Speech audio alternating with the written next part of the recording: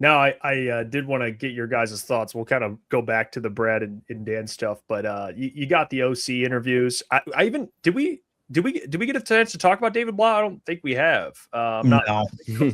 Oh, perfect. Okay, so we have David, which by the way, Colton, this man did tweet out some receipts. Okay, we were talking about David Blau, but David Blau has interviewed. They've done two. That would you call them? I guess requests to interview. I guess would be. I don't know if they interviewed David Blau already, but you have Mike McDaniel and David Blau so far that there at least has been reported interest in to at least go in an interview for this offensive coordinator job. I think many people would agree that Mike McDaniel kind of fits exactly what the Lions are probably looking for. I don't care if Mike McDaniel eats his own boogers. That dude can call plays. Okay. That dude, I don't give a damn what he is like, maybe talking to the podium or, addressing the media, but as a play caller, he's a very bright dude. I know Brad kind of spoke a little bit about the offensive coordinator change, and he kind of weighed in as well on the defensive side. But what are your guys' thoughts on the two candidates they've interviewed so far and just kind of dissecting each of those guys?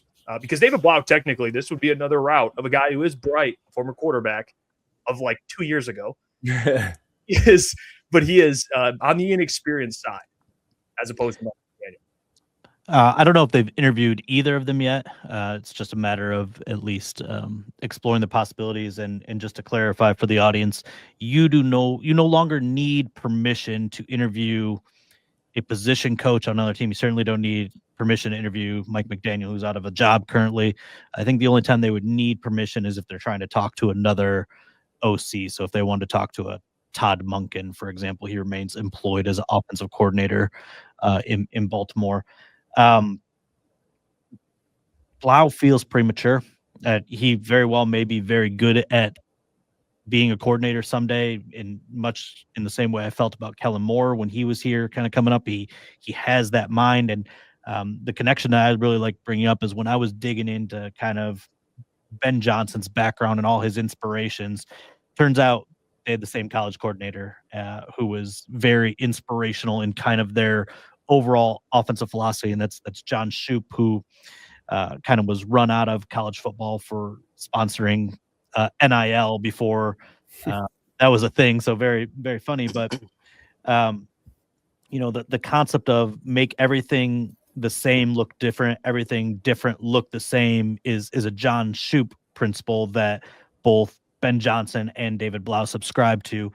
I'm conflicted on Mike McDaniel. I am. I think he's obviously would be great for us in terms of interviews and podiums and all that stuff. He has managed some electric offenses, but I think there's something to be said for how soft the Dolphins were, and certainly how soft they were when they came up here for joint practices. I question, maybe some of the philosophical overlaps of toughness and gritty and running the football and how that will mesh with Dan Campbell, which I think is ultimately going to be a really big deciding point for what this coordinator situation looks like. I've got a few questions on, I guess, these two names.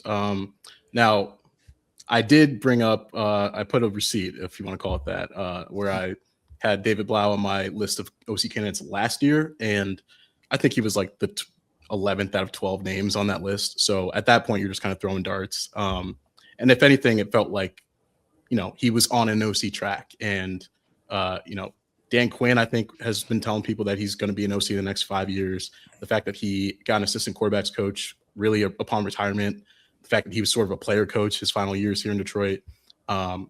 He was in the NFL for a few years. It's not because of his arm talent, it's because of his mind. So it felt like once he got into coaching, he would sort of be fast-tracked there. So that's why I put him on last year.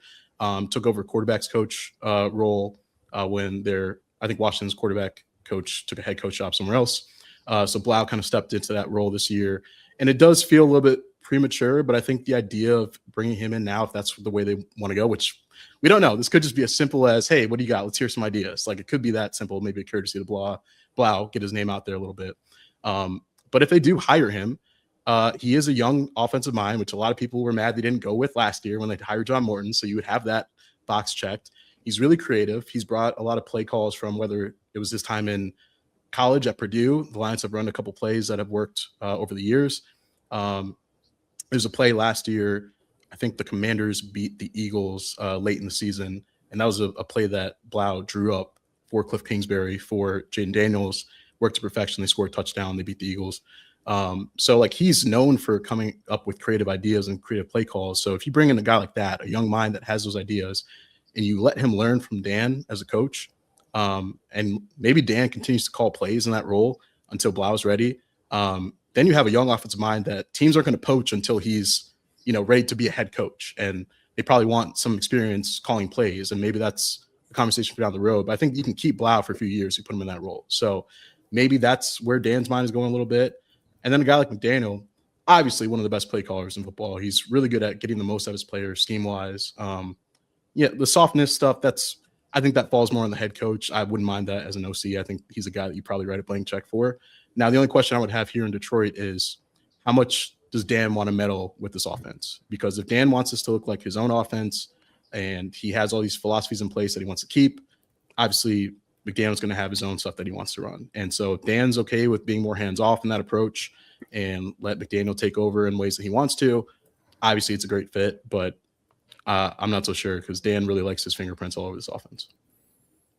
Yeah, hey, first of all, don't discount David Blau's arm now, Colton. He was slinging that thing on Thanksgiving back in 2019. There you go. Fair enough. He took a few shots downfield. No, I hear you guys. Mike McDaniel, to me, feels like a really natural fit because the offense that he was operating in Miami when it was kind of tearing up the league in 2022 and 2023 feels and looks a lot like the one he'd be stepping into here. Like Tua, much like Goff, is a very precise, timing-oriented quarterback. Those receivers in Tyreek Hill and Jalen Waddle in some ways mirror what the Lions have here in St. Brown and J-Mo. And then Achane may be the only running back more explosive, faster in the league than Jahmyr Gibbs. And if this is obviously going to be a Jahmyr Gibbs-led backfield moving forward, David Montgomery or not, it feels like McDaniel would be able to apply a lot of the same principles that help them succeed there here. And, that's one reason why I like the idea. To echo Justin, I just don't know if McDaniel is committed enough to the run to coach a Dan Campbell offense, which is supposed to be built around the run. And even when that Dolphins offense was, third and second in the league in yards per play, it didn't run the ball all that much. I mean, it really was built around the passing attack. And I just went back and looked 2022 when they were third in the league in yards per play, 31st in rushing attempts that year. And the next year they were up to 15th. But I just don't know if he believes in the run like Dan Campbell does. Now, it certainly helps to have been the run game coordinator in San Fran for 4 years under maybe the most widely respected offensive mind in football in Kyle Shanahan. And that's a rushing attack in San Fran that is as diverse and layered as the one here. So that would bode well too. But I agree, Justin. I think Dan would have to be okay hiring a coach who might not view the game the same way he does. And honestly,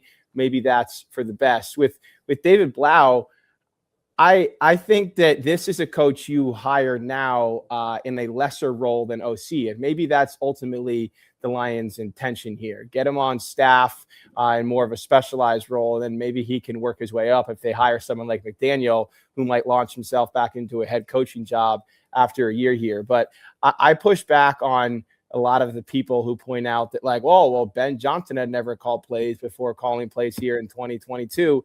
Ben Johnson spent 10 years coaching in the NFL before he became an offensive coordinator. His first job was in 2013 with the Dolphins, and he wasn't a coordinator until 2022. And, I haven't gone through all the other successful young play calling OCs in the NFL, but I'd venture to guess they spent more than basically 2 seasons or a season and a half in the NFL before getting to that point. So I just think with the way this offense is set up and the way that Dan struggled to compartmentalize clock management and game management with calling plays, the Lions are best suited bringing someone in here who has called plays successfully in the NFL before.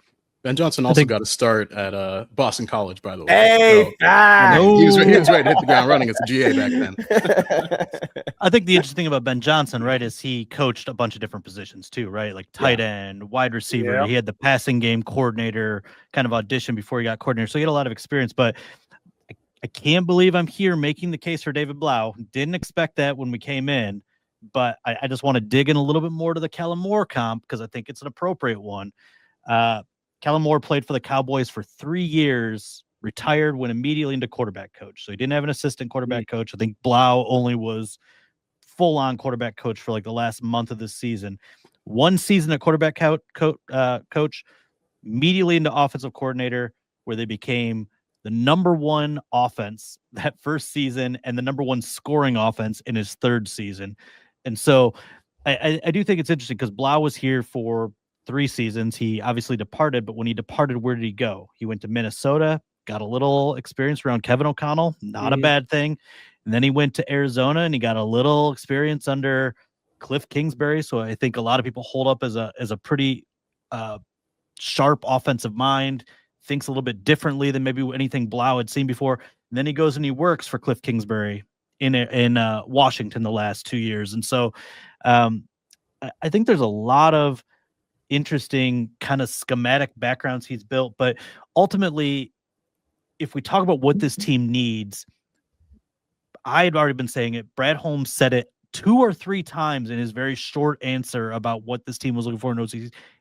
Details. It's where Morton failed the most, was being detail-oriented, having these guys on their P's and Q's. It was Ben Johnson's superpower. He told you to be 6 inches on your split, and you were 5 inches. You were getting your ass chewed out.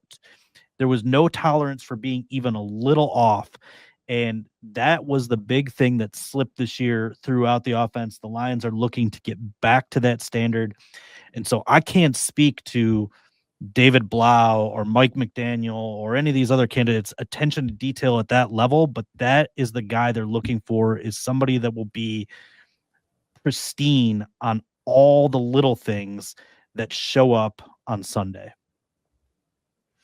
Now for our dog and by the way, shout out Dog and Pony Show. Hey, shout out to our good friend Kyle. But we're doing our pick of the week this week. It's going to be our OC. It sounds like Justin's maybe just pitching a little bit of that case for old David Blau, the young innovative. That was well said. Well said. No, I actually you might have hire him.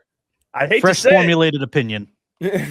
He kind of sold me a little bit. Now, I don't know. Now I'm a little more intrigued. I don't know. I'll ask you guys, at least at this point. I know they've only technically, you got 2 names in the conversation, but it doesn't necessarily have to be the names they've spoke to. But just in general, is there anyone that interests you for your pick of the week for the OC, or it could be the 2 guys they plan on talking to? I just talked a lot. Somebody else go. Go ahead, Colton. I mean, in terms of names we haven't discussed, which is it's only been 2 so far, but maybe Todd Monken, if he's available. I wonder if he's gonna. Obviously, he's been interviewing for head coaching jobs, I believe, or might have some interest there. And he could just follow John Harbaugh wherever he goes, since Harbaugh was apparently pounding the table for him to keep him on board. But I think that there's a lot of similarities between what the Ravens want to do in the run game and offensively versus the Lions. Obviously, it's stylistically different quarterbacks, but in terms of what Monken does in the run game, I think you can replicate a lot of that here. And, I don't know what he's going to want or what he's looking for, but if he's an option, I would take a hard look at him. Trying to think who other, I guess Brian Dable, we haven't mentioned him. There's the Campbell connection, obviously, and those guys go way back and they're really good buddies. But I do wonder, some of the reports that came out of his tenure in New York made him seem like not the greatest guy. And I wonder if that's a culture fit. Maybe Dan doesn't care about that because he knows who he is from the past. And he might just go off that versus reports coming out of New York. And also you can say, was all of his success attributed to Josh Allen, or, what's the story there? So some questions with that for sure, but I would consider him to be a name if he's available and wants to come here. But yeah, I don't know. I think it's still really early in the process. Yeah, one name that kind of intrigues me that I'll just throw out there, not necessarily advocating for, is Mike LaFleur, who's the offensive coordinator with the Rams. Obviously not calling plays out there, beneath Sean McVay, but you appreciate anyone who has spent time underneath both McVay and Shanahan, where LaFleur was for, I think, 3 seasons as pass game coordinator and maybe a receivers coach. And I know his first tenure calling plays as OC with the Jets didn't go well, and maybe the Lions should avoid hiring another failed OC from the Jets, given that was exactly John Morton's background. But I think it's worth defending in LaFleur's case that he actually had some decent numbers with the Jets as OC when the quarterback wasn't who was the shitty like number 2 pick with the Jets, the quarterback. Zach Wilson. Yeah, when it wasn't Zach Wilson. I think if you go back and look, like they actually performed pretty well when like Mike White was under center and whoever the other backup was during LaFleur's time as OC. So I think that his resume is really intriguing. When you've been around that many bright offensive minds, surely you've got all kinds of interesting ideas. That Rams offense this year was, in my opinion, the best one the Lions saw. And obviously McVay gets most of the credit, but the way they could run the ball in a bunch of different ways stood out to me. And that's something that was a hallmark of the Lions run game when it was operating and humming. It was they could hit you on basically any scheme and do it well. And obviously you got to have a good O-line to do that. But LaFleur to me is an intriguing name. I'm going to first be dismissive of Brian Daboll's candidacy. And I Which say is totally this, cool, by the way. I just threw out his name because he's by worked the with way, Dan before. No. I think you have a point and maybe a concerning point that the relationship with Dan Campbell is there and possibly enough, right? I'm a little concerned it's a little too John Morton-y. So Daboll before Buffalo, 4 years as a coordinator, 3 different spots, 3 bottom 3 scoring offenses. The 1 year he didn't have a bottom 3 scoring offense, 2011 in Miami when he was interviewing Dan Campbell for a job, and it still wasn't very good. 20th in scoring. Buffalo, first 2 years in Buffalo, 30th in scoring, 23rd in scoring. And then, I don't know, something happened and they started getting really good. And I can't figure out why Buffalo started getting really good. But if you want to pin this to him making Josh Allen into a better quarterback, and I'm not going to take anything away from him. Maybe he was the elixir that made Josh Allen great. Josh Allen ain't here. And your quarterback is nothing like Josh Allen. So you can't run that offense. He goes to New York and he gets a quarterback that's kind of like Jared Goff in Daniel Jones. Danny Jones got And wheels the- now, though. Oh, yeah, That's easy wheels. now. That's Vanilla Vic I over there. understand, but like either way, that shit fell off a cliff. Yeah, it did. And Brian Dable is just a cantankerous personality, and we just saw an OC with a cantankerous personality. Like, none of that. Funny enough, the guy that I've been saying for a while is the guy that replaced Brian Dable as the interim coach with the Giants and Mike Kafka. I kind of admire his background working for Andy Reid. I like the fact that he kind of provided a spark to those Giants despite, a lack of wins. Commitment to the run, not afraid to take deep shots. Obviously showed plenty of creativity here with passes to Jameis Winston and a few other things in that game. Like, Derek to Barnes me, he checks a lot of box. He's done a lot of the stuff. As I was digging deep into this topic, though, like one guy I kind of stumbled upon that I didn't know anything about, but I'm like, I'm going to throw him on the list because he's interesting to me. Brian Fleury, run game coordinator for the 49ers. And for the same reason Will brought up LaFleur, any connection to Mike Shanahan I'm interested in. I think he is the game's brightest offensive mind, more so than Ben Johnson or Sean McVay. Like, I love what Shanahan does offensively. I love what he does with the run game consistently. Fleury has been with the 49ers forever, has slowly climbed up the ranks there. He started as their tight ends coach in 2022 and moved to run game coordinator this year. And I was just reading quotes on him, and George Kittle talked about just like how obsessive he was about the details. Oh, ding, ding, hits that box that I was talking about. He's big on details of every single play, Kittle said. He absolutely knows everything going on the offense. Former college quarterbacks, worked with multiple positions, interviewed for an OC job in New England last year. So it's not like he's not on anybody's radar. If you're talking way dark horse, like that's kind of a name that interests me outside of the ones that most of us are already mentioning.